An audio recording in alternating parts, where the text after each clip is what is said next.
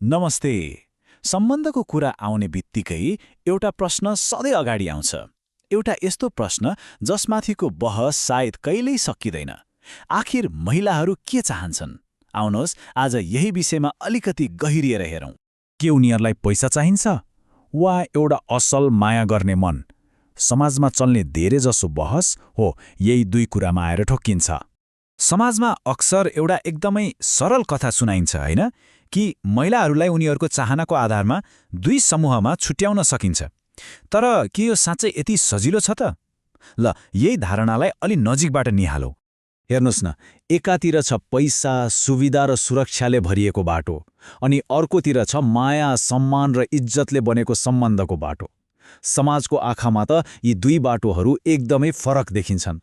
तर के वास्तविकता पनि त्यस्तै छ त? अब सिद्धान्त र धारणाहरूलाई एकछिन पन्छाएर वास्तविक जीवनका कथाहरूतिर लागौं, किनकि कथाहरूले धेरै कुरा भन्छन्। यो विषयलाई अझ गहिरोसँग बुझ्नको लागि आउनुहोस् 4 फरक कथाहरू सुनौं। हाम्रो पहिलो कथामा एकजना महिला हुनुहुन्छ जो आर्थिक अभावमा बाँचिरहनु भएको छ, तर आफ्नो सम्बन्धमा एकदमै खुशी र समर्पित हुनुहुन्छ। उहाँको लागि कुनै पनि धन सम्पत्तिको प्रस्तावभन्दा आफ्नो पार्टनरको साथ कैयौं गुणा महत्त्वपूर्ण छ। अब ठ्याक्कै यसको उल्टो कथा हेरौँ। दोस्रो कथामा एक धनी महिलाले आफ्नो सारा सुख सुविधा, आफ्नो ऐस आरामको जिन्दगी सबै त्याग्छिन्। यो कथाले के देखाउँछ भने पैसाले मात्रै कसैको खुसीलाई बाँधेर राख्न सक्दैन रहेछ। तेस्रो कथाले चाहिँ समाजमा हामीले सुनेको त्यही पुरानो धारणालाई बल दिन्छ। यहाँ एक महिला दैनिक सङ्घर्षबाट दिक्क भएर त्योबाट मुक्ति पाउन आफ्नो वर्तमान सम्बन्धलाई छोडेर आर्थिक सुरक्षा र आरामको जिन्दगी रोज्छिन्। र अन्त्यमा चौथो कथा, यसले फेरि त्यो पुरानो धारणालाई ठाडै चुनौती दिन्छ। यहाँ अथाह सम्पत्ति भएकी एक महिला सबै कुरा त्यागेर आर्थिक रूपमा सङ्घर्ष गरिरहेको पुरुषसँग आफ्नो भविष्य देख्छिन्। ल, यी चारै कथाहरू सुन्दा त एक आपसमा बाजिए जस्तो लाग्छ, होइन र? तर यी सबैले एउटा साझा र एकदमै गहिरो सन्देशतर्फ इसारा गरिरहेका छन्। आखिर त्यो के होला? यी सबै कथाहरूलाई जोड्ने एउटै धागो हो माया, सम्मान र इज्जत। यी 3 भावनात्मक कुराहरू नै हुन् जुन अक्सर कुनै पनि भौतिक सम्पत्तिभन्दा धेरै मूल्यवान हुन्छन्। र यो भनाइले त्यस कुरालाई कति राम्रोसँग बताउँछ हेर्नुहोस् त।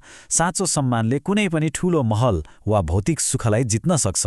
यहाँ मुख्य कुरा के हो भने सम्बन्धको जग भनेको भौतिक वस्तु होइन, भावनात्मक सुरक्षा हो। तर एउटा प्रश्न उठ्छ, के माया र सम्मान मात्रै सधैँ पर्याप्त हुन्छ त? एउटा मूल सिद्धान्त त हामीले भेट्यौं, तर मानवीय भावना र चाहनाहरू निकै जटिल हुन्छन्। यसको कुनै एउटा मात्रै सिधा-सादा जवाफ छैन।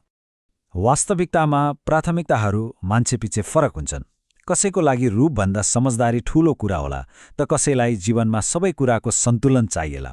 रूप पनि, पैसा पनि अनि सम्मान पनि। एउटा पुरानो भनाइ नै छ नि, स्त्रीको मन बुझ्न गाह्रो छ। सायद यसको अर्थ के हो भने कुनै एउटा फर्मुलाले सबैलाई व्याख्या गर्न सक्दैन।